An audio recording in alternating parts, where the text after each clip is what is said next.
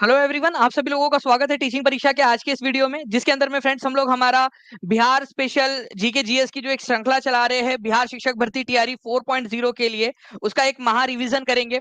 इसमें हम लोग काफी सारे क्वेश्चंस देखने वाले हैं फ्रेंड्स, जिसके अंदर में हमने जो पढ़ा है उसको एडवांस रूप में क्वेश्चंस को तो देखेंगे ही, साथ ही साथ जो है बहुत सारे मैप बेस्ड क्वेश्चंस भी हम लोग करने वाले हैं। तो ये सेशन आप लोग बहुत अच्छे से करिए, बहुत अच्छे से देखिए आप लोग, क्योंकि ये बहुत इंपॉर्टेंट सेशन आप लोगों के लिए साबित होने वाला है।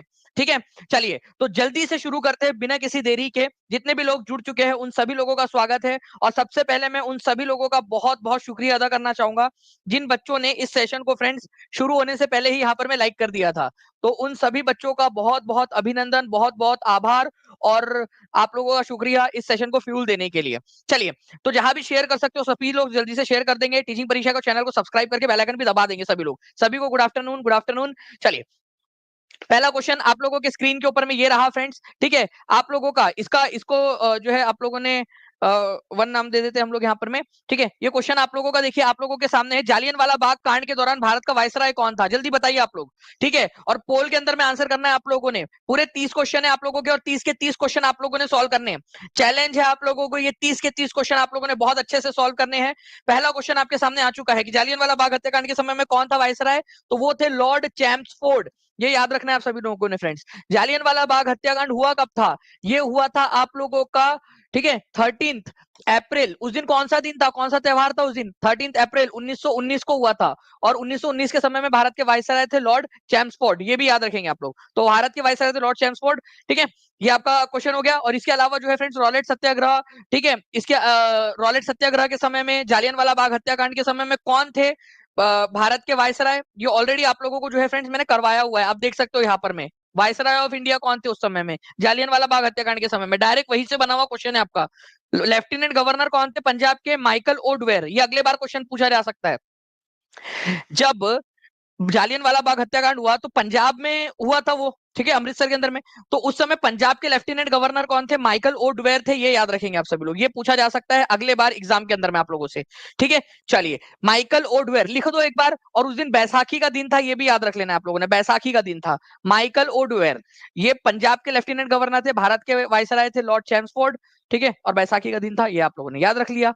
ठीक है, चलिए नेक्स्ट क्वेश्चन की तरफ में हम लोग आगे बढ़ते हैं फ्रेंड्स। हमारे इस क्वेश्चन का आंसर आप लोगों में से सभी लोग कर सकते हो ऐसी मुझे उम्मीद है, क्योंकि ये क्वेश्चन मैंने आप लोगों को करवाया हुआ है।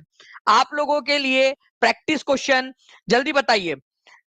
ठीक है, और जितने भी बच्चे जिन्होंने 3.0 का कोर्स में पढ़ा होगा या रिवीजन बैच में पढ़ा होगा, आपको बता दूं, याद दिला दूं मैं कि आपका यूनियन गवर्नमेंट वाला जो चैप्टर था, उसके अंदर में जब मैंने राष्ट्रपति पढ़ाया था, तो उसमें ये वाला आपको पढ़ाया हुआ है ऑलरेडी।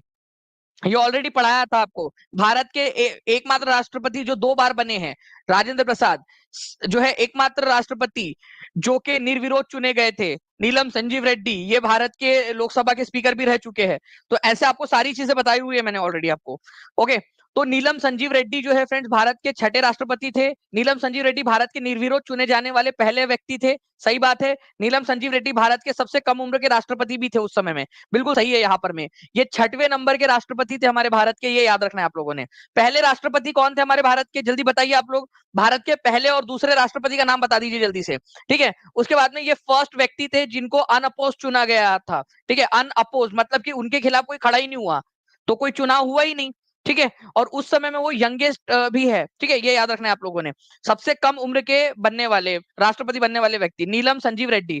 उससे पहले वो भारत के लोकसभा के स्पीकर भी रह चुके हैं। तो लोकसभा के स्पीकर का पद और ये पद, दोनों पद संभालने का श्रेय इनको जाता है। ठीक है, चलिए, 650 से ज्यादा लाइक्स आप लोगों ने कर दिए फ्रेंड्स दूसरे ही क्वेश्चन के अंदर में। तो जल्दी जल्दी से सेशन को लाइक एंड शेयर करते रहेंगे सभी के सभी लोग, और चैनल को सब्सक्राइब जरूर कर लेना है आप लोगों ने। अब देखिए फ्रेंड्स, एक क्वेश्चन आप लोगों का बीपीएससी शिक्षक भर्ती तैयारी 3.0 के अंदर में आप लोगों का एक क्वेश्चन, ठीक है, 15 मार्च का, कि जालियनवाला बाग हत्याकांड की जांच के लिए सीमा गठित जो थी आप लोगों की जांच समिति, हंटर जांच समिति भी जिसको बोलते हो आप लोग। ठीक है, आपको बताना है कि हंटर जांच जो समिति थी उसमें कौन से भारतीयों को जगह मिली थी? हंटर जांच समिति, हंटर कमीशन बना था जालियनवाला बाग हत्याकांड की जांच करने के लिए अंग्रेजों के द्वारा। ठीक है, तो उसमें भारतीयों को भी शामिल किया गया था। एक चिमन लाल, हरिलाल, शीतलवाड़ थे। ठीक है, और एक थे जगत नारायण। ठीक है, पंडित जगत नारायण। तो ये दो लोग थे फ्रेंड्स, ये याद रखेंगे आप सभी लोग। तो ए एंड सी, तो आंसर आपका मोर than one of the above हो जाएगा आपका। ठीक है, तो ये दोनों के दोनों थे, चिमन लाल हरिलाल सीतलवाड़ और पंडित जगत नारायण। ये दो लोग इसके अंदर में शामिल थे। हंटर कमीशन के अंदर में दो भारतीय लोगों को भी शामिल किया गया था। तो इंपॉर्टेंट क्वेश्चन है फ्रेंड्स, याद रखना है। सबसे पहली बात तो जालियनवाला बाग हत्याकांड के लिए कौन सी कमेटी बनी थी? Hunter committee. ठीक है, तो ये एक क्वेश्चन बन जाएगा। उसके बाद में कौन से दो भारतीय थे उसके अंदर में, ये भी याद रखना है आप सभी लोगों ने। ठीक है, चलिए नेक्स्ट क्वेश्चन की तरफ में आगे बढ़ते हैं फ्रेंड्स। ये क्वेश्चन देखिए, 14 क्वेश्चन। मैंने आपसे कहा था मैं रिवीजन लूंगा आज आप लोगों की, जो भी पढ़ा है आप लोगों ने उसकी रिवीजन, 30 क्वेश्चन रिवीजन के। ठीक है, जल्दी बताइए इसका आंसर क्या होगा आपका।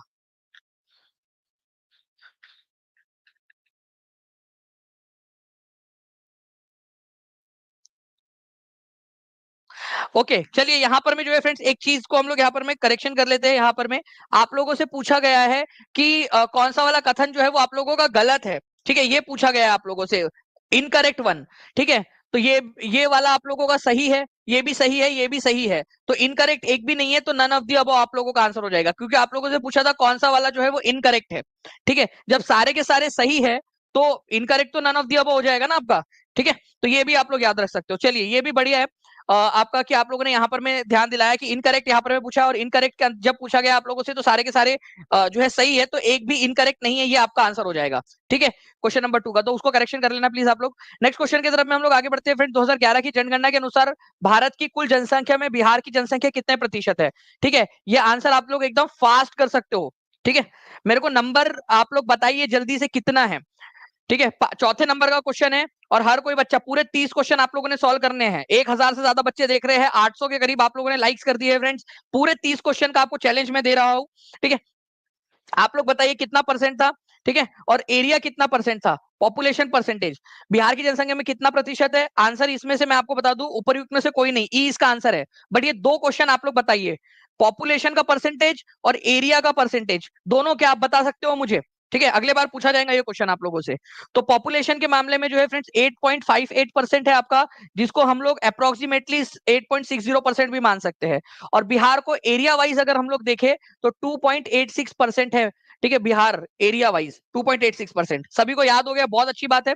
ठीक है, आप देख सकते हो फ्रेंड्स कि पूरा का पूरा आप लोगों का एक मैप आपको दिया गया है कि कहां पर में कितनी जनसंख्या है आपकी, जनसंख्या वाला। और ये टीचिंग परीक्षा के 4.0 के कोर्स के अंदर में पूरे एचडी मैप्स अवेलेबल करवा दिए गए आप लोगों को। जैसे देख सकते हो, सर्वाधिक क्षेत्रफल, न्यूनतम क्षेत्रफल वाला जिला कौन सा है? ठीक है, बीपीएससी हेड टीचर में आया था, सबसे छोटा जिला कौन सा है? सर्वाधिक जनसंख्या घनत्व कहां पर में, वो भी शिवहर के अंदर में है। ठीक है, सर्वाधिक दशकीय जनसंख्या वृद्धि दर मधेपुरा के अंदर में आपका सबसे ज्यादा जो है, एक दशक में सबसे ज्यादा जो बड़े हैं लोग। ठीक है, उसके बाद में जो है फ्रेंड्स आप लोगों का बोला गया था न्यूनतम साक्षरता कहां पर में, सबसे कम पढ़े लिखा पूर्णिया के अंदर में। उसके बाद में आप लोगों का न्यूनतम लिंग अनुपात कहां पर में है, तो मुंगेर के अंदर में है। ठीक है, सबसे कम लिंग अनुपात, ये भी हमने देखा हुआ है। तो ये पूरा मैप आप लोगों को टीचिंग परीक्षा के ऐप पर उपलब्ध है। ठीक है, टीचिंग परीक्षा के ऐप में। तेहरान किस वर्ष, किस पर्वत पर स्थित है? ठीक है, इस क्वेश्चन का आंसर करेंगे सभी लोग। 5वें नंबर का, पूरे 30 क्वेश्चन बताने आपने कि आपका स्कोर कितना आया करने के बाद में, 30 क्वेश्चन पूरे आंसर करने के बाद में 850 लाइक्स हो चुके हैं फ्रेंड्स। 1000 करना है हम लोगों ने, जल्दी जल्दी से करते जाएंगे आप सभी लोग। देखिए, तेहरान किस पर्वत पर स्थित है? Makran, Zagros, Elburz, more than one of the above, none of the above. अब आप लोगों के लिए जो है फ्रेंड्स एक बहुत इंपॉर्टेंट वाली बात, ठीक है, जितने भी बच्चे हैं, मैं आप लोगों के लिए जब मैं बात कर रहा हूं आप लोगों से इस पर्टिकुलर पॉइंट की, ठीक है, जो है ना आपकी, तो मैं आपको बता दूं कि ये क्वेश्चन आप लोगों का जो है आपके जो है जो 65 पेपर्स आप लोगों को प्रोवाइड किए गए हैं उसके अंदर में भी दिया हुआ था, और हमने उसको ढूंढ के निकाल लिया है आप लोगों के लिए। तो ये क्वेश्चन, ठीक है, जो 65 पेपर से आप लोगों का 65 क्वेश्चन पेपर्स आपको दिए गए थे, इवन जो आपको ई बुक्स दी गई थी टीआरई 3.0 के अंदर में, उसमें आप लोगों का ये क्वेश्चन दिया हुआ था। मैं आपको प्रूफ के साथ अभी दिखा सकता हूँ। पहले आप लोग आंसर करिए, तो आंसर आप लोगों को हो जाएगा फ्रेंड्स एल्ब्रूज, आपका आंसर हो जाएगा एल्ब्रूज। ठीक है, ये आपका आंसर हो गया। ठीक है, सी इज द करेक्ट आंसर। आप लोग देख सकते हो ये है तेहरान, और ये ईरान का यहाँ पर में एल्ब्रूज पर्वत है, जहां पर में आप लोगों को मिल जाएगा। ठीक है, एल्ब्रूज पर्वत। अभी थोड़ी देर पहले मैंने आपका कल या परसों आप लोगों की कंटिनेंट की क्लास ली, उसके अंदर में भी एल्ब्रूज पर्वत कहां पर में वो बताया हुआ था आपको, ईरान के अंदर में। ओके, तो एल्ब्रूज माउंटेन के ऊपर में जो है आप लोगों को तेहरान नाम का शहर मिलेगा। और ये लीजिए आप लोग, ठीक है, आप लोगों का जो है फ्रेंड्स ये क्वेश्चन आप लोगों को दिखा दूं, ये वो क्वेश्चन है आप लोगों का, ठीक है, जो आप लोगों को प्रोवाइड किया गया था। ठीक है, ये वो क्वेश्चन है, तेहरान किस पर्वत पर स्थित है। लीजिए, आपको ये क्वेश्चन ऑलरेडी टीचिंग परीक्षा के ऐप के ऊपर में प्रोवाइड करवाया गया था, ठीक है, आप खुद से देख लीजिए। किरण ऑफिशियल जी, आप एक बार वापस से कर दीजिएगा, टीम से मिस हो गया होगा अगर, तो वो आपका एक बार देख लेंगे उसको। जी, अभी भी मिलेगा, जो टीआरई 4 वाले बच्चे उन लोगों को मिलेगा बिल्कुल। तेहरान किस पर्वत पर स्थित है आपका, ठीक है, तो ये एल्ब्रूस पर्वत के ऊपर में स्थित है आप लोगों का ये। तो ये आपका जो पूरी ई बुक है, ठीक है, ये 65 पेपर्स है, ये बहुत ज्यादा रिसर्च करके सारे के सारे क्वेश्चन पेपर्स हमने आपके लिए निकाले हैं, सब कुछ आपको प्रोवाइड किया है वो है। मतलब जो बच्चा पढ़कर गया था वो बच्चा कर कर आया होगा इस क्वेश्चन को, ठीक है, तो इसलिए कह रहा हूं आप लोगों से 25 जुलाई तक का ऑफर था कि 50% जो है एज अ गिफ्ट आपको रिटर्न कर दिया जाएगा अगर आप क्वालिफाई कर जाते हो। अभी भी आपके पास में मौका है, ठीक है, ज्यादा समय को जो है ना गवाते हुए 31 जुलाई से पहले जो आप लोग एनरोल कर लेंगे तो आप लोग 40, आप लोगों अगर आपका सिलेक्शन हो जाता है तो आपका 40% फीस एज अ गिफ्ट आपको रिटर्न कर दी जाएंगी। और अगर आप टॉप 100 में आ जाते हो फ्रेंड्स, तो आप लोगों की full fees as a gift return हो जाएंगी। अगर टॉप 100 में आते हो आप, जिस भी एग्जाम को दे रहे हो आप, ठीक है, पीआरटी दे रहे हो तो पीआरटी में 6 to 8 दे रहे हो तो 6 to 8 में, 9 10 दे रहे हो तो 9 10 में, ठीक है। और एक जो है फ्रेंड्स, अगर आप टॉप 100 में आते हो तो आपको लैपटॉप भी जो है वो एक गिफ्ट किया जाएगा टीचिंग परीक्षा की तरफ से। तो पूरी लड़ाई है टॉप 100 में लाने की, ठीक है, आप लोगों को। जी, तो सोनम कुमारी जी, आप अगर देखिए कॉल अगर नहीं लग रहा है आपका, तो आप एक बार व्हाट्सएप करके रख दीजिए, टीम आपकी बिल्कुल मदद करेंगी उसके अंदर में, ठीक है। नाउ फ्रेंड, नेक्स्ट क्वेश्चन है आप लोगों का 1918 में, ठीक है, आपको बताना है कि किसने इंटरवीन किया था अहमदाबाद मिल वर्कर्स जो थे और ओनर्स के बीच में। आई थिंक यहाँ पर मैं ये अटक गया है ये, ओके। तो आई होप फ्रेंड्स अब आप लोगों को दिख रहा होगा यहाँ पर में। तो क्वेश्चन ये पूछ रहा था मैंने आप लोगों से कि who intervened in the dispute between workers and mill owners of Ahmedabad in 1918, 1918 में किसने इंटरवीन किया था, ठीक है। तो आप लोगों को बता दूं फ्रेंड्स, ये किया था महात्मा गांधी ने, ठीक है। तो आंसर आप लोगों का ऑप्शन नंबर बी हो जाएगा, महात्मा गांधी। 1918 के अंदर में महात्मा गांधी ने किया था, ठीक है। इंटरवीन, इंटरवीन का मतलब होता है कि इन्होंने बीच बचाव किया था। और इसमें ये महात्मा गांधी का जो है फ्रेंड्स पहला सत्याग्रह भी था, ये भी याद रखोगे आप सभी लोग। पहला सत्याग्रह महात्मा गांधी का, इसके पहला जो है आमरण अनशन भारत के अंदर में, भारत गांधी जी का, ठीक है। तो ये याद रखना है आप लोगों ने, B is the correct answer, okay. आप देख सकते हो अनुसुईया बेन साराभाई थी जिन्होंने गांधी जी को आमंत्रित किया था यहाँ पर में। मिल मालिकों के विरुद्ध था, प्लेग बोनस वापस ले लिया था मिल मालिकों ने, ठीक है, वेतन वृद्धि नहीं कर रहे थे, जिस वजह से जो है परिणाम स्वरूप जो है फ्रेंड्स यहाँ पर में आंदोलन हुआ। 35% जो है वो स्वीकार कर लिया गया, जो है वेतन था उसको बढ़ाने का। और गांधी जी का पहला आमरण अनशन जो था, पहला अनशन भारत के अंदर में यही था, अहमदाबाद वाला। नाउ फ्रेंड्स, एक क्वेश्चन आप लोगों का देखिए यहाँ पर में, क्वेश्चन नंबर 8 आपका 2001 से 2011 के मध्य बिहार में जनसंख्या की दशकीय वृद्धि दर कितनी थी। ये आपकी टीचिंग परीक्षा के ऐप पर उपलब्ध था, ये क्वेश्चन आपका ई बुक वाले सेक्शन के अंदर में। जिसने भी पढ़ा होगा उसका फायदा होगा। 978 लाइक्स आपने कर दिए फ्रेंड्स, बहुत बहुत शुक्रिया। 30 क्वेश्चन है, पूरे 30 क्वेश्चन आप लोगों ने देखने और मुझे बताना है आप लोगों ने कि आपका स्कोर कितना आया, ठीक है, ओके।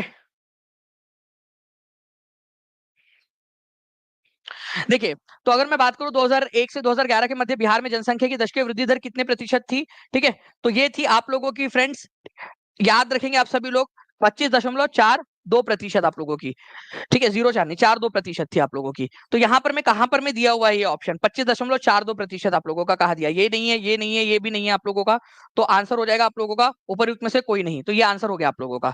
और आप लोगों को जो है फ्रेंड्स बार बार पढ़ाया है ये कि छठवें स्थान के ऊपर में था दशक की वृद्धि दर के मामले में 2001 से 2011 के बीच में, ठीक है, दशक की वृद्धि दर। बहुत बार ये क्वेश्चन कराया आप लोगों को, बार बार ये क्वेश्चन कराया गया आप लोगों को कि भाई कितनी थी। तो 25.4% की जो है दर से बिहार की जनसंख्या में वृद्धि देखी गई है आप लोगों की। 9वें नंबर का क्वेश्चन आप लोगों का, जल्दी से बताइए इसका आंसर क्या होगा। पूरे 30 क्वेश्चन करने के बाद में आपने बताना है कि आपका स्कोर कितना है। And thank you very much friends, 1000 plus likes के लिए आप लोगों के, 1000 से ज्यादा बच्चों ने यहाँ पर में सेशन को लाइक कर दिया है।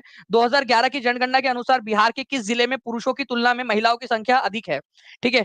तो पुरुषों की तुलना में महिलाओं की संख्या अधिक है, ये बताना है आप सभी लोगों ने, ठीक है। कौन सा जिला है जहां पर पुरुषों की तुलना में महिलाओं की संख्या अधिक है। और ये आपको बताया था कि 1000 जो है वो पुरुषों के मुकाबले में 1021 महिलाएं हैं, ठीक है। तो ये आपका हो जाएगा गोपालगंज, ठीक है, Gopalganj is the correct answer. तो ए इज द आंसर, ओके, ये याद रखेंगे आप सभी लोग। आपको ये देखिए, एकमात्र जिला पूरे बिहार के अंदर में जिसका लिंग अनुपात 1000 से ज्यादा है, एकमात्र जिला, ठीक है। ये भी क्वेश्चन बन सकता है कि कितने जिले हैं, तो एक ही जिला है, केवल एकमात्र है जिसमें 1000 से ज्यादा जो है वो लिंग अनुपात है। तो आंसर आप लोगों का गोपालगंज हो जाएगा। कितना है ये नंबर आप सभी लोग कमेंट के अंदर में लिख देंगे। ठीक है, सभी लोग लिख दीजिए। 1400 के करीब बच्चे यहाँ पर मैं देख रहे हैं फ्रेंड्स। ठीक है, 1100 के करीब आप लोगों ने लाइक्स कर दिए है, तो जल्दी जल्दी से लिखते भी जाएंगे कमेंट के अंदर में, ताकि याद हो जाए आप लोगों को। ना फ्रेंड्स, एक क्वेश्चन है आप लोगों का 10वें नंबर का। 10 में से कितने लोगों के कितने सही हुए बताइए। सविनय अवज्ञा आंदोलन के दौरान महात्मा गांधी के नेतृत्व में प्रसिद्ध दांडी मार्च लगभग कितनी दूरी तय की थी। ठीक है, आप लोग बता दीजिए जल्दी से। अगर मैं एनसीईआरटी की बात करूं आप लोगों से फ्रेंड, तो ये आप लोगों का 240 माइल्स दिया हुआ है, 240 मील। ठीक है, माइल्स दिया हुआ है आप लोगों का। और यहाँ पर में हम लोग देखेंगे तो सबसे क्लोजेस्ट जो आपका ऑप्शन है, अगर यहाँ पर में बहुत ज्यादा दूर होता तो हम उसको सोचते, लेकिन यहाँ पर में पॉइंट्स में है, तो 241 मील जो है वो माना जा सकता है यहाँ पर में आप लोगों का आंसर को। ठीक है, तो आंसर आप लोगों को ऑप्शन नंबर बी माना जाएगा। यहाँ पर में एनसीईआरटी में 240 दिया है, 241 मान सकते हैं, बहुत क्लोज है, क्योंकि ये बहुत ज्यादा क्लोज है। ओके, तो 240 मान सकते हैं हम, 240 एनसीईआरटी में दिया है, 241 जो है वो माना जा सकता है आप लोगों का, ये याद रखेंगे आप सभी लोग। ठीक है, 11वें नंबर के क्वेश्चन की तरफ में हम लोग आगे बढ़ते हैं फ्रेंड्स आप लोगों का। ठीक है, जालियनवाला बाग हत्याकांड, क्योंकि आप लोगों का 240, 241 और 242 ये तीनों जो है फ्रेंड्स आप लोगों के माने जाते हैं, क्योंकि वो रूट कितना लंबा था। ठीक है, वो तो आज हम लोग कैलकुलेट करते हैं ना, उस समय थोड़ी ना उन्होंने कैलकुलेट किया था। नाउ फ्रेंड्स, जालियनवाला बाग हत्याकांड किस दिन हुआ था ये बताना है आप लोगों ने क्वेश्चन। ठीक है, 11वें नंबर का क्वेश्चन है आप लोगों का। 11वें नंबर के क्वेश्चन के अंदर में देखेंगे तो कौन सा दिन था उस दिन, तो तारीख आप लोग बता देंगे जल्दी से। उस दिन बैसाखी का दिन था। ओके, बैसाखी का दिन था। इसकी जांच के लिए कौन सा कमीशन बनाया गया था वो कमेंट करके बताइए। जो बच्चा स्टार्टिंग से देख रहा है वो इस क्वेश्चन का आंसर कर पाएगा। हंटर कमीशन का गठन किया गया था। ठीक है, हंटर कमीशन का गठन किया गया था जालियनवाला बाग हत्याकांड की जांच के लिए। उस दिन बैसाखी का दिन था। जालियनवाला बाग हत्याकांड जिस दिन हुआ था 13 अप्रैल 1919 को। जालियनवाला बाग हत्याकांड के समय में भारत के वायसराय कौन थे और पंजाब के लेफ्टिनेंट गवर्नर कौन थे, आज ही पढ़ाया है मैंने आप लोगों को। मुझे उम्मीद है कि आप लोग उसका आंसर कर पाओगे।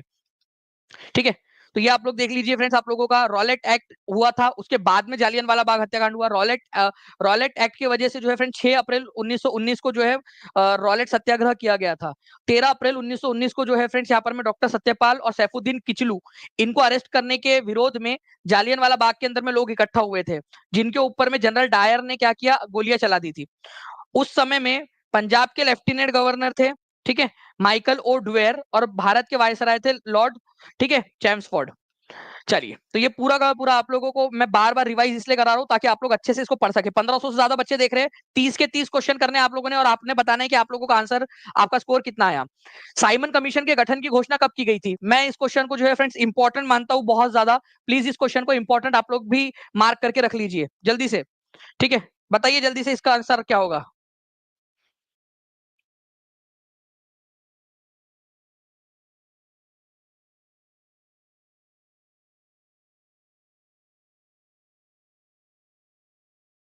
जल्दी जल्दी से। तो देखिए, बीपीएससी टीआरई के अंदर में पूछा गया क्वेश्चन आप लोगों का, तो साइमन कमीशन का जो गठन है ना फ्रेंड्स, गठन की बात कर रहे हैं यहाँ पर में। गठन इसका लंदन में किया गया था नवंबर, ठीक है, 1927 में। बहुत बार बताया है आप लोगों को मैंने, ठीक है, बार बार पढ़ाया आप लोगों को कि 1927 नवंबर 1927 के अंदर में इसका गठन किया गया था। इसके अंदर में कितने मेंबर्स थे, ठीक है, इसके अंदर में कितने मेंबर्स थे ये भी क्वेश्चन आपसे पूछा जा सकता है। 7 मेंबर थे, और सातों के सातों व्हाइट, मतलब कि अंग्रेज थे, एक भी भारतीय नहीं था उसके अंदर में। ठीक है, एक बार एक बड़ी एग्जाम के अंदर में क्वेश्चन पूछा गया था कि secretary of state for India कौन थे उस समय के। लॉर्ड बर्केन हेड थे उस समय के, भारत के मामलों के सचिव, मतलब जो एक मंत्री होता था लंदन में, जो भारत के मामलों का मंत्री कहा जाता था।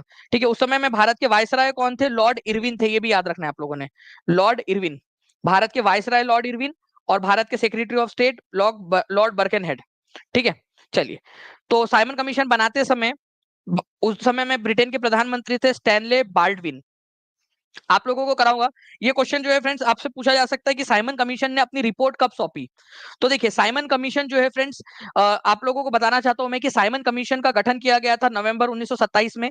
भारत में वो पहली बार आया, ठीक है, फरवरी 1928 के अंदर में भारत में आया। ठीक है, और उसने अपनी जो पहली बार आया था वो, और उसके बाद में भी आया आप लोगों को अक्टूबर नवंबर में। उसके बाद में 1930 के अंदर में उसने अपनी रिपोर्ट सौंपी, ये याद रखना है आप लोगों ने, 1930 में अपनी रिपोर्ट सौंपी। तो रिपोर्ट कब सौंपी ये भी क्वेश्चन बन सकता है। ठीक है, चलिए। नाउ फ्रेंड्स, अब देखिए यहाँ पर मैं 13वें नंबर का क्वेश्चन है आपका। देश के बाहर स्वतंत्र भारत की अस्थायी सरकार को संगठित करने में कौन आगे बढ़ा, और वो तारीख और वो जगह भी बता दीजिए आप लोग। ठीक है, जल्दी जल्दी से लाइक एंड शेयर करते रहना है फ्रेंड, जहां भी शेयर कर सकते हो इस सेशन को। और 1181 बच्चों ने लाइक कर दिया है सेशन को, जल्दी जल्दी से 1500 के पार पहुंचाना है आप लोगों ने, ये आपकी जिम्मेदारी है। ठीक है, चलिए, तो देखिए, अगर मैं बात करूं friends, who proceed to organise the provisional government, तो सुभाष चंद्र बोस इसका आंसर हो जाएगा आपका। और यहाँ पर में इन्होंने जो है फ्रेंड्स 21, ठीक है, कौन सा तारीख थी आप लोगों की, 21 अक्टूबर 19 1943 को इन्होंने जो है फ्रेंड्स सिंगापुर के अंदर में ये सरकार बनाई थी, ये याद रखना है आप लोगों ने। 21 अक्टूबर 1943 को प्रोविजनल गवर्नमेंट इन्होंने बनाई थी, जिसको आरजी हुकूमत भी बोलते हैं, सुभाष चंद्र बोस ने। कहा बनाई थी? सिंगापुर के अंदर में। तो ये 3-4 क्वेश्चन आप लोगों से पूछे जा सकते हैं, और ये मैंने सारे करवाए हुए हैं आप लोगों को। ओके, चलिए नाउ फ्रेंड नेक्स्ट क्वेश्चन, 15 मार्च 2024 के लीक पेपर का क्वेश्चन आपका, imperial forest research institute Dehradun में जो है कब स्टेब्लिश किया गया था? आपका टीआरई 3 बैच के अंदर में ऑलरेडी कराया हुआ question, imperial forest research institute आपका कहां पर में बना था? देहरादून के अंदर में, ठीक है, देहरादून के अंदर में है। फॉरेस्ट रिसर्च इंस्टीट्यूट बोलते हैं अब इसको, इंपीरियल शब्द हटा दिया गया आज के समय में, ठीक है। 1906 में इसकी स्थापना हुई थी, ये भी याद रखना है आप लोगों ने। ओके, एनसीईआरटी से पढ़ाया था मैंने आपको कि देहरादून के अंदर में 1906 में इंपीरियल फॉरेस्ट रिसर्च इंस्टीट्यूट बनाया गया था। इंडियन फॉरेस्ट सर्विसेज का गठन 1864 में। क्या मैं पूछूं आपसे कभी भी इंडियन फॉरेस्ट जो है सर्विसेज का, ठीक है, भारतीय वन सेवा की स्थापना कब हुई थी आप लोगों की? ओके, 1864 में। भारतीय वन अधिनियम कब आया था? 1865 के अंदर में, ठीक है। वानिकी, वैज्ञानिक वैज्ञानिक वानिकी क्या होता है? Scientific forestry. साइंटिफिक फॉरेस्ट्री का नाम दिया था उन्होंने कि पुराने पेड़ को काटो और उनके जगह पे नए पेड़ लगा दो। लेकिन वो जो है वो अलुआ आपका जो है वो वैज्ञानिक वानिकी थी, कुछ था ही नहीं उसके अंदर में। वो पुराने पेड़ काटे और उसकी जगह नए लगा दिए, भाई डाइवर्सिटी तो खत्म हो गई ना। ये कौन से तुम्हारे वैज्ञानिक जो है वानिकी हुई? कुछ उसमें वैज्ञानिक था ही नहीं, ठीक है। वही है, ये पद्धति वैज्ञानिक थी ही नहीं, बस नाम उन्होंने जो है वो साइंटिफिक फॉरेस्ट्री दिया हुआ था उसको। नाउ फ्रेंड्स, एक क्वेश्चन आप लोगों का जल्दी से इसका आंसर कर दीजिए। 15वें नंबर का क्वेश्चन हम लोग जो है 30 क्वेश्चन है पूरे के पूरे, और आपको बताना है कि 30 में से आपका स्कोर कितना आया, ठीक है। तो आप लोग बताएंगे यहाँ पर। मैं देखिए, अगर मैं बात करूं फाहियान जो है फ्रेंड्स आप लोगों का, फाहियान फाहियान के बारे में बोला जा रहा है आपसे कि ये एक चाइनीज पिलग्रिम था, हर्षवर्धन के समय में आया था। मुझे लगता है कि आपको अब ये क्वेश्चन याद हो जाना चाहिए। फाहियान जो है फ्रेंड्स ये चाइनीज पिलग्रिम था जो चंद्रगुप्त 2 के समय में आया था, चंद्रगुप्त 2 के समय में, ना कि हर्षवर्धन के समय में। हुएन सांग जो है फ्रेंड्स ये चंद्रगुप्त 2 के समय में नहीं, ये हर्षवर्धन के समय में आया था, ठीक है, हर्षवर्धन के समय में आया था। तो दोनों उल्टा दिया हुआ है आपका, ठीक है। तो ये भी गलत है, ये भी गलत है। आप लोगों से पूछा है कौन सा वाला जो है सही है, तो बोथ जो है वो आप लोगों के गलत है। तो आंसर आपका नन ऑफ द अबव हो जाएगा, ठीक है। तो वैन सांग जो है फ्रेंड्स आप लोगों ने याद रखना है, ये आया था हर्षवर्धन के समय में, और आपका फाहियान आया था चंद्रगुप्त द्वितीय के समय में। फाहियान की बुक का नाम है फो क्यू की, ठीक है, ये याद रखेंगे। और वैन सांग की पुस्तक का नाम है आप लोगों का सी यू की। प्रिंस ऑफ पिलग्रिम्स इन दोनों में से किसको कहा जाता है? यात्रियों का राजकुमार, जल्दी से बताइए। इन दोनों में से यात्रियों का राजकुमार किसको कहा जाता है? ठीक है, इन दोनों में से यात्रियों का राजकुमार किसको कहा जाता है, ये बताना है आप सभी लोगों ने। सभी लोग जल्दी जल्दी से, किसको कहा जाता है यात्रियों का राजकुमार? ठीक है, चलिए। इसके अलावा मैं फ्रेंड्स एक क्वेश्चन आप लोगों को बता दूं, ये क्वेश्चन आप लोगों से जो है फ्रेंड्स यूपी में, अब जब अब क्योंकि आज आपको पता है फ्रेंड्स एक बड़ा आंदोलन हुआ है, और मैं बहुत जल्द आप लोगों के लिए जो है वन कैंडिडेट वन रिजल्ट के लिए भी एक आंदोलन चलाने वाला हूँ, ठीक है। तो उसके लिए भी आप लोग सभी लोग तैयार रहिएगा यहाँ पर में। ओके ओके, तो यूपी के अंदर में वैकेंसी आने वाली है आप लोगों की अब जल्द ही, क्योंकि आज जो है बड़े लेवल के ऊपर में आंदोलन हुआ है। मैं आपको बताना चाहूंगा फ्रेंड्स कि सीयू की जो है उसके अंदर में अशोका का जो कन्वर्जन है बुद्धिज्म में, उसका मेंशन किया गया है। इसके अलावा आपको बता दूं कि हुएन सांग जो है तुम्हारे चचा का लड़का, वो हर्षवर्धन के समय में आया था। साथ ही साथ जो है वो नरसिंह वर्मन एक जो था, ठीक है, पल्लव शासक, उसके समय में भी वो भारत, उसने मतलब नीचे में दक्षिण भारत की यात्रा की थी उन्होंने, नरसिंह वर्मन एक के समय में, ठीक है। तो हुएन सांग ने पल्लव कैपिटल जो है कांचीपुरम, वहां पर में भी वो गया था, वहां पर में भी उसने विजिट किया था, ठीक है। तो पल्लव राज्य के पास में भी वो गया था दक्षिण भारत में। निम्न में से किसे राष्ट्रीय आपदा प्रतिक्रिया बल, नेशनल डिजास्टर रिस्पांस फोर्स का डायरेक्टर जनरल किया गया है यहाँ पर में? ओके, जल्दी बताइए यहाँ पर में। देखिए फ्रेंड्स, मैंने इसको कैसे याद किया था कि राष्ट्रीय आपदा प्रतिक्रिया, देखिए कोई आपदा आ गई आपके ऊपर में और आपको फटाक से प्रतिक्रिया मिल जाए आपके ऊपर में जो आपदा आई हुई है, तो आपको क्या होगा? ठीक है, अगर आपदा आपके ऊपर में आई हुई है तो आपको फटाक से क्या होगा? बहुत आनंद होगा कि भाई चलो कोई तो है, ठीक है, जो आपके बारे में सोचता है, ठीक है, कोई तो है जो आपके साथ में है, ठीक है। तो आपदा आ जाए आपके ऊपर में और कोई प्रतिक्रिया दे दे, कोई आपको जो है रिस्पॉन्स करे, तो उसका आनंद आपको आ जाता है। तो पीयूष आनंद, हमने ऐसे याद किया हुआ था इसको, ठीक है। तो ये देखिए आप लोग, Piyush Anand appointed as DG of National Disaster Response Force. Sadanand Vasant Date, ठीक है, डांट डांट कर वो इन्वेस्टिगेशन करते हैं, एनआईए के जो है वो डायरेक्टर जनरल बने। क्या ये क्वेश्चन आप लोगों के री एग्जाम में नहीं आया था? बताइए।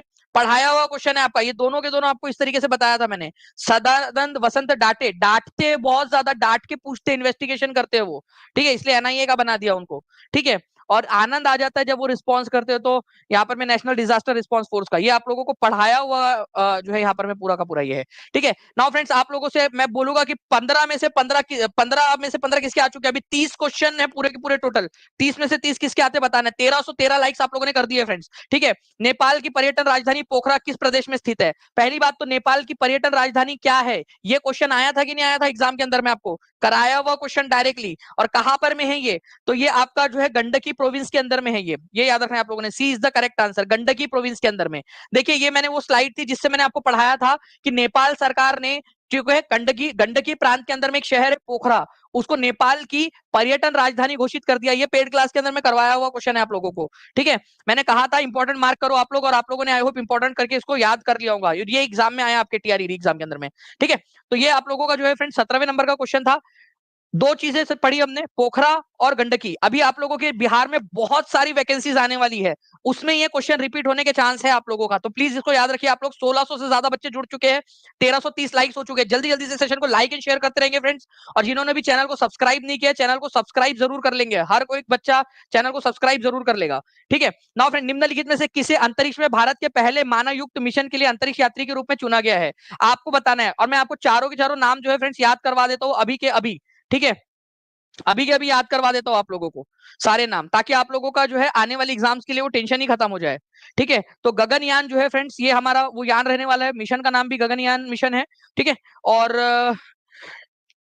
किसको चुना गया है, तो ग्रुप कैप्टन प्रशांत नायर, अंगद प्रताप और शुभांशु शुक्ला, ठीक है, कमांडर। तो ये तीनों जो है फ्रेंड्स, इनको चुना गया है इसके अंदर में। चौथे वाले कौन है वो आप बता दीजिए मुझे, तो मोर than one of the above answer यहाँ पर हो जाएगा आपका। मैं चारों बता देता हूँ, तो देखिए ग्रुप कैप्टन अजीत कृष्णन है वो चौथे वाले, ठीक है, अजीत कृष्णन, ठीक है। उसके बाद में यहाँ पर मैं देख सकते हो प्रशांत, ठीक है, यहाँ पर मैं नायर, पीबी नायर इनको आप लोग बोल सकते हो, प्रशांत नायर, ठीक है, ग्रुप कैप्टन प्रशांत नायर, ग्रुप कैप्टन अंगद प्रताप, ठीक है, और विंग कमांडर शुभांशु शुक्ला। ये चार लोग हैं फ्रेंड जो जाएंगे गगनयान मिशन के अंदर में। तो ये गगनयान एस्ट्रोनॉट्स का नाम घोषित कर दिया गया है। इनकी ट्रेनिंग रशिया में हुई थी।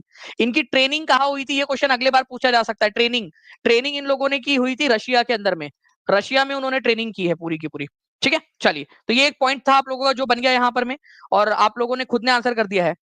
ओके, चलिए अब नेक्स्ट पॉइंट की तरफ में आगे बढ़ते हैं फ्रेंड्स। आप लोगों को बताना है कि नवंबर 2024 में संयुक्त राष्ट्र जलवायु परिवर्तन सम्मेलन 2024 कहाँ आयोजित होने वाला है।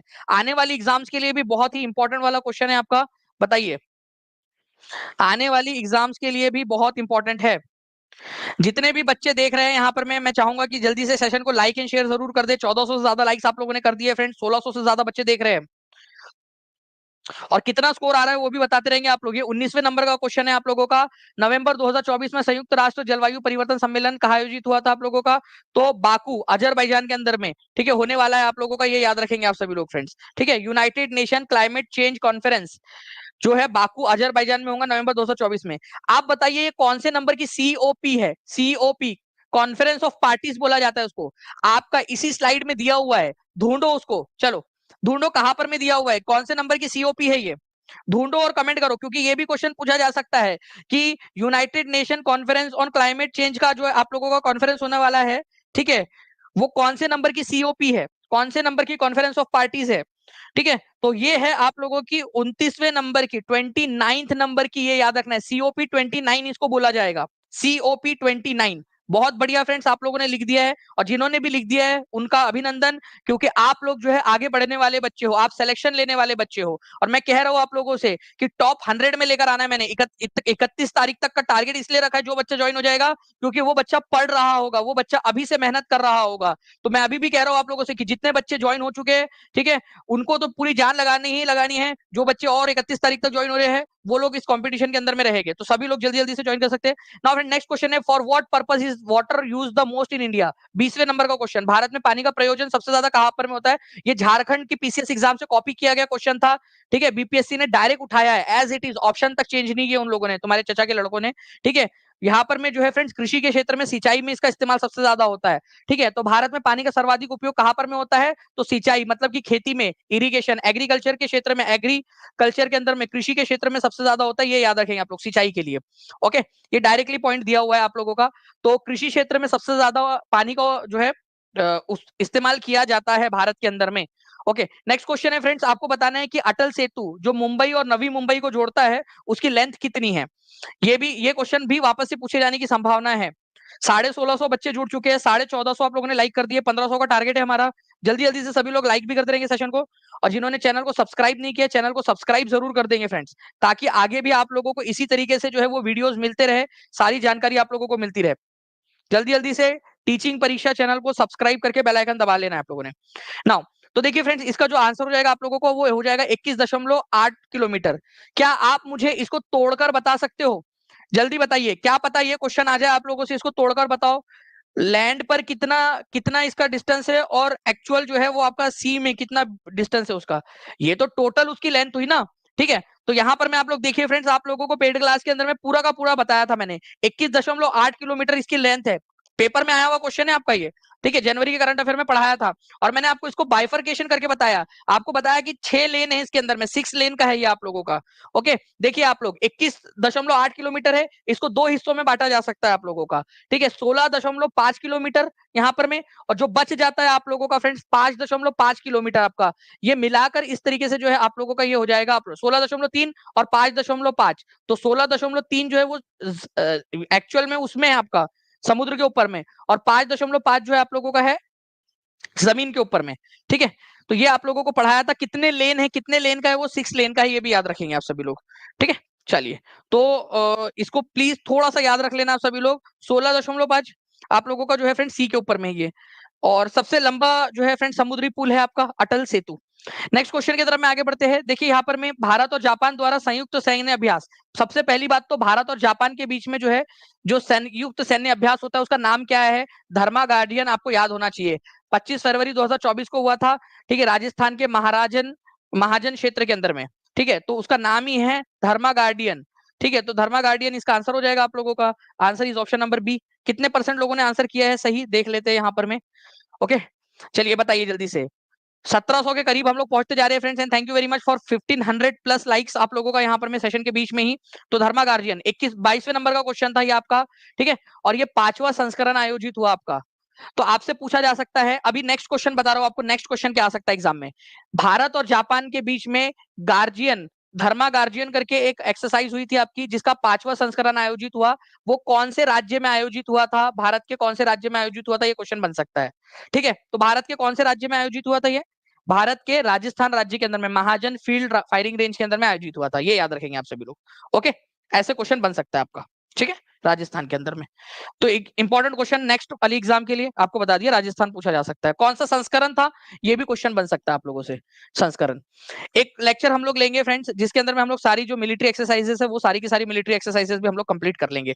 ठीक है, कि कौन कौन सी पूछी जा सकती है। नाउ फ्रेंड्स, 74th और 73rd संविधान संशोधन के समय में भारत के प्रधानमंत्री कौन थे। और जिन भी बच्चों ने लेक्चर देखा, मैंने आज कहा था जानबूझ के आपको रिवाइज करा रहा हूं, मैंने कहा भी आज रिवीजन क्लास है आपकी। ठीक है, मैंने कहा था आपको कि राष्ट्रपति कौन थे उस समय में, ये भी बताना है। तो बताइए उस समय में राष्ट्रपति कौन थे। ठीक है, राष्ट्रपति कौन थे उस समय काल के अंदर में। ठीक है, बताइए यहाँ पर में। देखिए 1992 के अंदर में ये हुआ था, दोनों के दोनों संविधान संशोधन, ये तो आपको याद रखना है क्योंकि क्वेश्चन ये भी बन सकता है। आप लोग बता दीजिए। ठीक है, जल्दी से सभी के सभी लोग। 1992 में भारत के राष्ट्रपति कौन थे।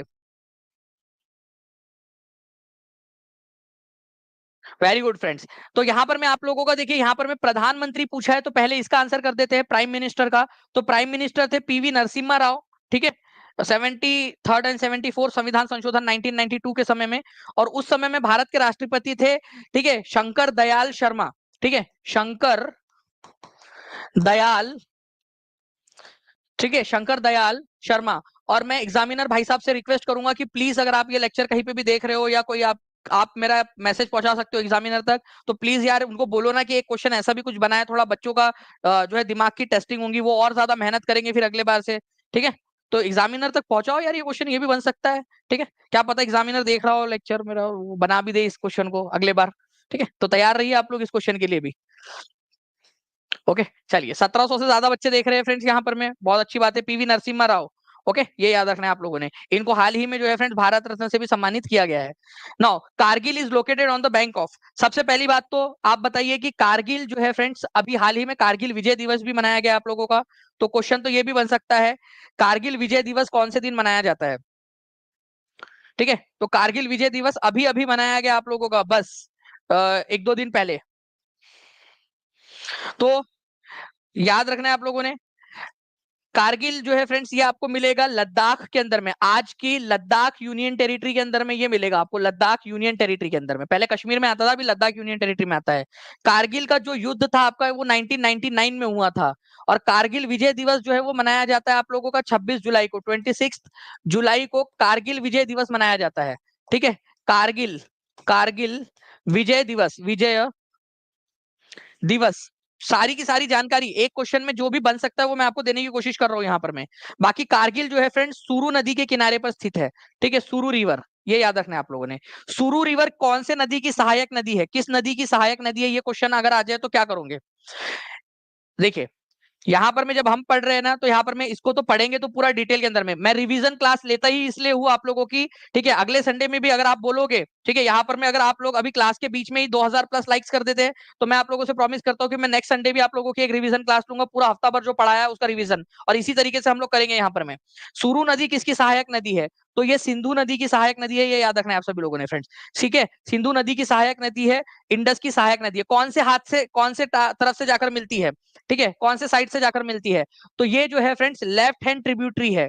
ठीक है, left hand tributary, left hand side से जाकर मिलती है। आप देखिए यहाँ पर में ये सुरु नदी आपकी, ठीक है, लेफ्ट हैंड साइड से जाकर मिलती है। ओके, चलिए, तो ये भी एक याद रखेंगे आप सभी लोग। अच्छा, मैं एक क्वेश्चन आपसे पूछता हूँ, यहाँ पर में जितने भी बच्चे समझदार वाले बच्चे हैं वो आंसर करेंगे, मतलब समझदार सभी है। देखो, ओके, मैं बता रहा हूं आपको, सियाचिन ग्लेशियर से कौन सी नदी निकलते हुए दिख रही है जो कि सिंधु नदी में जाकर मिल जाती है। यहां पर मैं विजुअल देखो और खुद से आंसर करो, ये आपका ज्ञान होगा, ये आपका आंसर होगा। मैं इसी तरीके से पढ़ाना पसंद करता हूं। ठीक है, कि भाई मेरे बच्चों को मैं कैसे यहाँ पर मैं मैक्सिमम जो है उनको खुद से जो है तैयारी करवा सकता हूँ, खुद से उनको एक्टिविटी करवा सकता हूँ। मुझे एक्टिविटी करवाना पसंद है, मैं चाहता हूँ कि मेरे बच्चे एक्टिविटी करे। ओके, एक्टिविटी करे मेरे बच्चे, जल्दी बताइए यहाँ पर मैं। जी, तो श्योक नदी जो है फ्रेंड्स सियाचिन ग्लेशियर से निकलती है। बहुत ही इंपॉर्टेंट क्वेश्चन ये वाला भी है आपका, ये बनेगा एग्जाम के अंदर में। ठीक है, सियाचिन ग्लेशियर से निम्नलिखित में से कौन सी नदी निकलती है, तो श्योक नदी निकलती है। आप लोगों ने खुद ने आंसर कर दिया है, और ये सिंधु नदी की राइट हैंड साइड से सीधे हाथ से आकर मिलने वाली जो है यहाँ पर में नदी है आप लोगों की। ठीक है, चलिए, तो ये भी क्वेश्चन आपका बन गया। अभी इस क्वेश्चन को देखिए आप लोग, निम्न भारतवर्ष उसके पड़ोसियों के संबंध में कौन सा वाला कथन सही है। भारत की विदेश नीति शांति और अहिंसा पर आधारित है। ठीक है, मेरे को आर्टिकल नंबर बताओ आप लोग, मैं आप लोगों को चैलेंज करता हूं, मुझे आर्टिकल बता दो। बच्चों, मैंने आपको पढ़ाया है यहाँ पर में, ठीक है, बार बार पढ़ाया आपको, रिवीजन भी करवाई है, पेड क्लास के अंदर में पढ़ाया, हर जगह आप लोगों को करवाया है मैंने। ठीक है, इस क्वेश्चन को बता दो कि शांति और अहिंसा के साथ में भारत जो विदेश नीति अपनाएगा, ये कौन से नंबर का आर्टिकल है। नहीं पता तो अच्छे से देखिए आप लोग। गुट निरपेक्ष आंदोलन के संस्थापकों में भारत था, बिल्कुल सही बात है। पहला गुट निरपेक्ष आंदोलन की पहली बैठक कहां पर में हुई थी, ठीक है, और कौन से साल में हुई थी, ये बता दीजिए। पंचशील जो है सिद्धांत भारत का दृढ़ निश्चय का परिणाम है। पंचशील कौन से देश के साथ हमने किया था, देश कौन सा है और ईयर कौन सा है, देश और ईयर दोनों बता देंगे आप लोग। आप लोगों के लिए रिवीजन करा रहा हूं, रिवीजन, जो बच्चा पूरा लेक्चर देखेगा, ठीक है, उसका फायदा होगा। 1700 से ज्यादा लाइक्स आप लोगों ने कर दिए, ये दिखा रहा है कि आपको लेक्चर पसंद आ रहा है और आप लोग चाहते हो कि ऐसे ही और लेक्चर हो। ठीक है, आर्टिकल नंबर जो है फ्रेंड्स 51 जो है आपका, आर्टिकल नंबर 51, वो बात करता है आप लोगों की कि भाई हमें शांति के साथ में रहना है। DPSP, directive principle of state policy, इस बारे में बात करता है। भारत गुट निरपेक्ष आंदोलन नॉन अलाइन मूवमेंट का जो है सदस्य है, संस्थापक सदस्य है। पहली बैठक 1961 में हुई थी बेलग्रेड के अंदर में। बेलग्रेड, बेलग्रेड लिखते जाओ आप सभी लोग, सारे के सारे पॉइंट्स याद करवा दूंगा आपको। पंचशील सिद्धांत भारत का दृढ़ निश्चय का परिणाम है। चाइना के साथ में हुआ था हमारा ये, चाइना के साथ में, और कौन से साल में हुआ था, 1954 के अंदर में पंचशील एग्रीमेंट। ठीक है, इंडिया और चाइना के बीच में, तो पूरा हम लोगों ने यहाँ पर में देख लिया है। मैंने आप लोगों से कहा है कि 2000 लाइक्स हो जाएंगे अगर यहाँ पर मैं हमारे इसी सेशन के बीच में, तो मैं बिल्कुल आप लोगों के लिए जो है नेक्स्ट वीक भी आप लोगों के लिए पूरा इसी एनर्जी से करता रहूंगा। रात भर सोया नहीं हूं मैं, क्योंकि वो एक कैंपेन चलाना था यूपी के लिए। सुबह मैंने अभी 1 घंटा पूरा का पूरा यहाँ पर मैं उनको एनर्जेटिक मोटिवेशन दिया है। ठीक है, मैं आप लोगों के लिए भी पूरा मोटिवेशन से यहाँ पर मैं क्लास ले रहा हूँ, पूरा रात भर जागने के बावजूद भी। तो ये चीज जो है ना फ्रेंड्स, ठीक है, मैं चाहूंगा कि अगर भगवान जो है इस चीज को देख रहा है, अगर मेरे इस परिश्रम को देख रहा है, तो इसका फल जो बच्चे यहाँ पर मैं देख रहे हैं ना, इस क्लास को देख रहे हैं, उनको मिल जाए और उनका पेपर क्लियर हो जाए। मैं यहाँ पर मैं जो है भगवान से प्रार्थना करता हूँ, क्योंकि जो बच्चे देख रहे हैं यहाँ पर मैं इतने समय में भी, जब जब कभी खबर नहीं है टीआरई की पूरी की, उस समय में जब वो तैयारी कर रहे हैं, जबकि खबर है आपकी, मैं दे चुका हूँ आप लोगों को कि होगा, लेकिन ऑफिशियल वाली जो नहीं है, जो लोग जब जो बाकी बच्चे इंतजार कर रहे हैं, और जो बच्चे मेरे पे भरोसा करके यहाँ पर मैं एग्जाम की प्रिपरेशन कर रहे हैं, उन बच्चों का सिलेक्शन यहाँ पर मैं दे दे भगवान उनको। ठीक है, उसके बाद में जो है फ्रेंड्स आप लोगों का जो है हम लोग आगे बढ़ते हैं। आपको बताना है 26वें नंबर का क्वेश्चन, निम्नलिखित हिमालय पर्वतमालाओं को उत्तर से दक्षिण की ओर व्यवस्थित कीजिए, उत्तर से दक्षिण की तरफ में। ठीक है, जल्दी जल्दी से बताइए इसका आंसर क्या होगा, जल्दी जल्दी से सभी लोग। 1800 लाइक्स को हम लोग केवल 14 लाइक्स दूर है हम लोग 1800 लाइक्स से। किरण ऑफिशियल जी रुक जाइए, वो बाकी और भी आएगा आपका, अभी आपने अभी किया है, फिर से आप वो ऐसे करोगे तो फिर कैसे चलेगा। ठीक है, ऐसे भी नहीं करना है ना।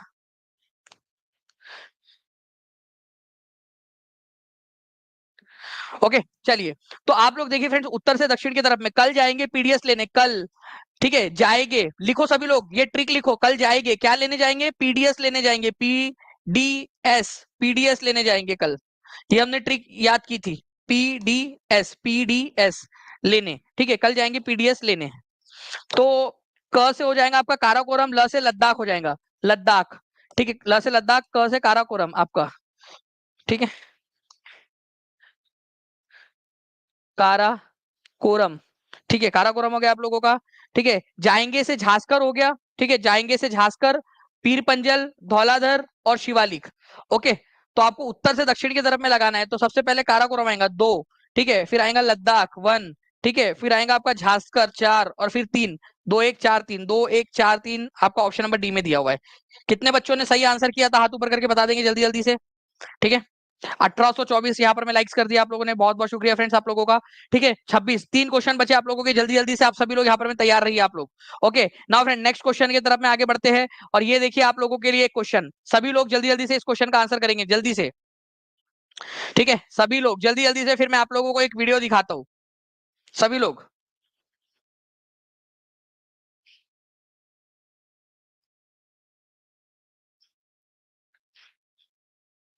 देखिए फ्रेंड्स, इस क्वेश्चन के अंदर में बोला गया है कि मुंबई में संपन्न मिस वर्ल्ड 2024 का ताज किसके सर पर सजाया गया।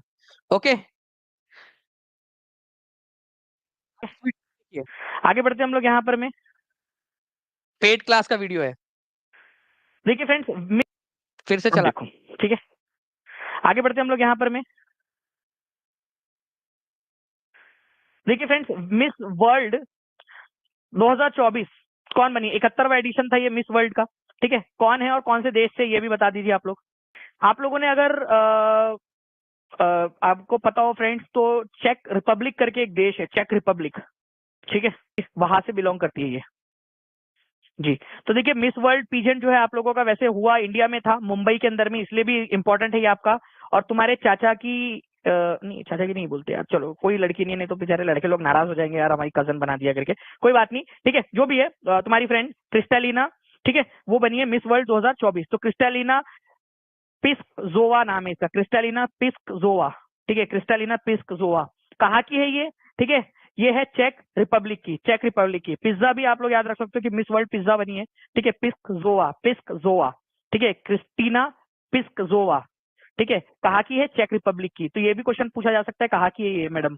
ठीक है, तो ये है चेक रिपब्लिक, चेक रिपब्लिक की, चेक रिपब्लिक। ठीक है, मिस वर्ल्ड बनी है, कहाँ पर में आयोजित हुआ था ये आप लोगों का, मुंबई में आयोजित हुआ था, जियो कन्वेंशन, वर्ल्ड कन्वेंशन के अंदर में, वर्ल्ड कन्वेंशन सेंटर के अंदर में। देखिए ये 28 साल बाद भारत में हुआ, क्योंकि 1996 में हुआ था, इससे पहले फिर 28 साल बाद भारत के अंदर में आयोजित हुआ अभी, इसलिए भी इंपॉर्टेंट है ये, भारत के अंदर में आयोजित हुआ था। तो जो अभी आज जो भी मैं पढ़ा रहा हूँ आप लोगों को प्लीज याद रखना है आप लोगों ने, ये इंपॉर्टेंट है, आप लोगों को पूछेगा आप लोगों से। ठीक है, अब देखिए बहुत इंपॉर्टेंट वाला बात बता रहा हूँ आप लोगों को। तो आप लोगों ने देखा फ्रेंड्स यहाँ पर में कि जो आप लोगों को बताया था क्वेश्चन डायरेक्टली, कहां पर में आयोजित हुआ था? मुंबई में आयोजित हुआ था। मिस वर्ल्ड आपका 2024 में जियो वर्ल्ड कन्वेंशन सेंटर के अंदर में आपका, ठीक है, 28 साल बाद आयोजित हुआ। उससे पहले 19 जो है 96 के अंदर में भारत के अंदर में आयोजित हो चुका है वो। उसके बाद में कौन बनी है? तो चेक रिपब्लिक की जो है, ठीक है, क्रिस्टीना पिस्कोवा, ठीक है, ये बनी है आप लोगों की। तो आंसर आपका ऑप्शन नंबर बी हो जाएगा। ठीक है, कौन से देश की है वो? ठीक है, चेक रिपब्लिक की है। ये भी मैंने आप लोगों को बताया है कौन से देश की है। ठीक है, चेक रिपब्लिक की है ये। देखिए, ये वो क्वेश्चन था आप लोगों का जो बताया था मैंने आप लोगों को। और ये मैंने कहा भी था तुम्हारे चाचा की लड़की नहीं है, नहीं तो तुम लोग बोलेंगे सर मेरे कजन बना दिया करके उसको। ठीक है, लड़के लोग, ठीक है, नाराज हो जाएंगे नहीं तो। भाई है तो है आप लोगों की। ठीक है, जितनी भी लड़कियां है उनकी बहन। ठीक है, चलिए आगे बढ़ते हम लोग यहाँ पर में। क्रिस्टेलिना पिस्कज़ोवा मुंबई के अंदर में आयोजित हुआ था। यास्मीना जो है जैतून, ये भी आपको बताया था, ये रनर अप रही है आप लोगों की। और उसके अलावा, ठीक है, ये याद रखना है आप लोगों ने, ये 28 साल बाद आयोजित हुआ था। 1996 में इससे पहले हो चुका था। आगे में आप लोगों से पूछा जा सकता है। 1895 जो है फ्रेंड्स लाइक्स हो चुके हैं हमारे। केवल 105 लाइक्स हम लोग दूर है 2000 लाइक से। सभी लोग जल्दी जल्दी से जो है फ्रेंड्स शेयर कर देंगे, जहां भी शेयर कर सकते हो। 2-3 क्वेश्चन बचे, जल्दी जल्दी से।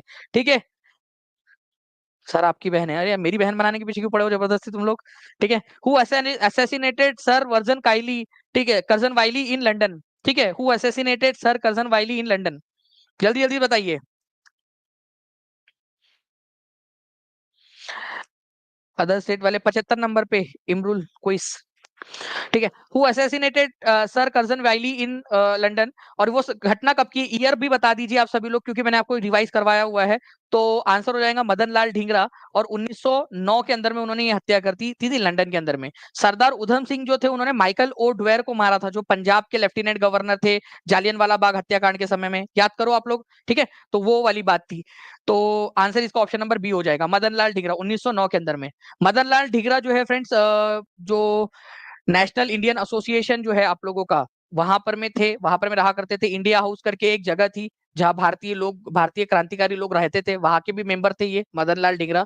ठीक है, और उन्होंने कर्जन वाइली की हत्या कर दी थी गोली मारकर। कर्जन वाइली, वैसे मारना वो चाहते थे किसी और को। ठीक है, मर कोई और गया। मारना चाहते थे वो लॉर्ड मॉर्ले को, जो भारत के secretary of state for India थे, लॉर्ड मॉर्ले। उनके जगह पे उनके साथी कर्जन वाइली की मृत्यु हो गई।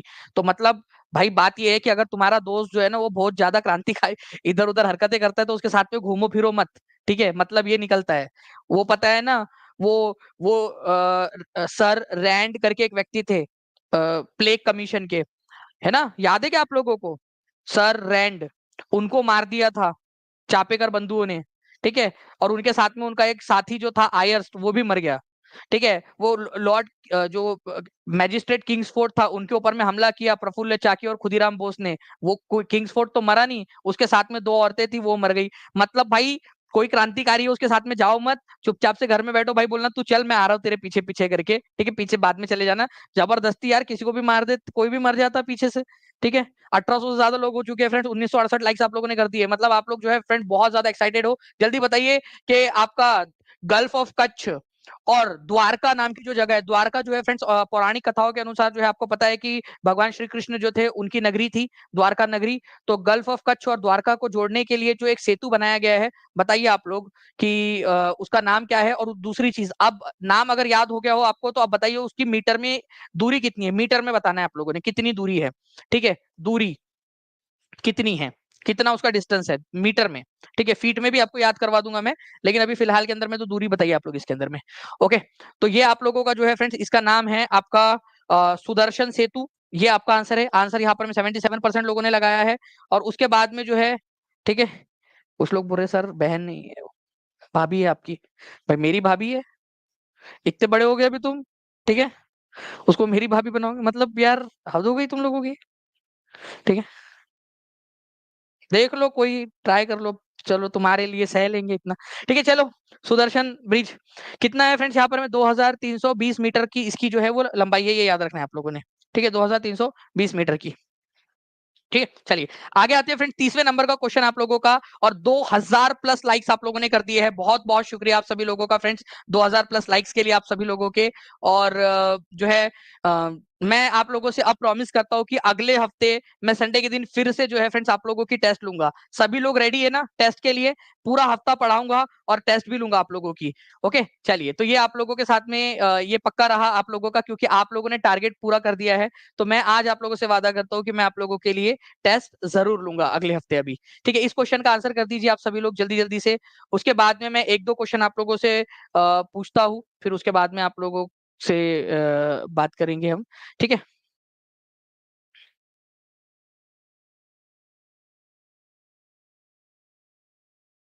चलिए। तो देखिए फ्रेंड्स, अगर मैं बात करूं आप लोगों से इस पर्टिकुलर क्वेश्चन की, ऑपरेशन बर्गा जो है आप लोगों का फ्रेंड्स, ये पश्चिम बंगाल जो राज्य है, पश्चिम बंगाल राज्य उससे रिलेटेड है आप लोगों का। ठीक है, तो पश्चिम बंगाल दिया हुआ है आप लोगों को ऑप्शन नंबर सी के अंदर में। ठीक है, पश्चिम बंगाल राज्य से स्थित है। यहाँ पर में क्या हुआ था कि जो जमीन है, बहुत सारे लोगों के पास में बड़ी बड़ी जमीन थी, तो उसको जो है बाकी लोगों में डिस्ट्रीब्यूट करना। ओके, जो किसान है, जो खेतीहर मजदूर है, उन लोगों को देना यहाँ पर में जमीन, उसके लिए ये आंदोलन चला था ऑपरेशन बर्गा पश्चिम बंगाल के अंदर में। ठीक है, तो ये एक बड़ा पॉइंट था आप लोगों का। इसके अलावा मैं आप लोगों को बता दूं फ्रेंड्स कि जितने भी बच्चे टीआरई 4 के लिए तैयारी कर रहे हैं और चाहते हैं कि वो जो है सिलेक्शन हो जाए उनका, और एक उनका कदम उनको सिलेक्शन की तरफ में आगे लेके चले जाए, तो 25 जुलाई तक हमने रखा था कि 50% जो है एज ए गिफ्ट आपको वापस कर दी जाएंगी आपकी। बहुत सारे बच्चों ने उसको ज्वाइन कर लिया है, बट एक मौका अभी भी आपके पास में, ये आप लोग मिस ना कर दे।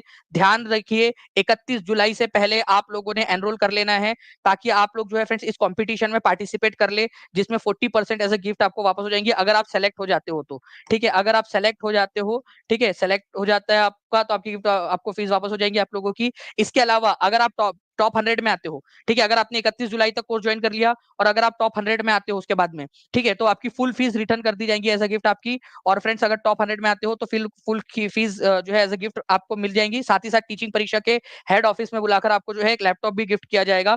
तो ये मोटिवेशन है एक पिता की भांति, एक माता की भांति, एक पेरेंट्स की भांति आप लोगों के लिए, कि आप लोग पढ़िए, टॉप 100 के अंदर में आना है। ठीक है, और आपने अपने माता पिता का नाम रोशन करना है, अपने कुल का नाम, अपने गांव का, अपने शहर का नाम रोशन करना है। ठीक है, कि आपके वजह से वो जाना जाए कि भाई ये बच्चा जो टॉप 100 में आया था ना, ये इस गांव का है, इस मोहल्ले का है, इस इलाके का है।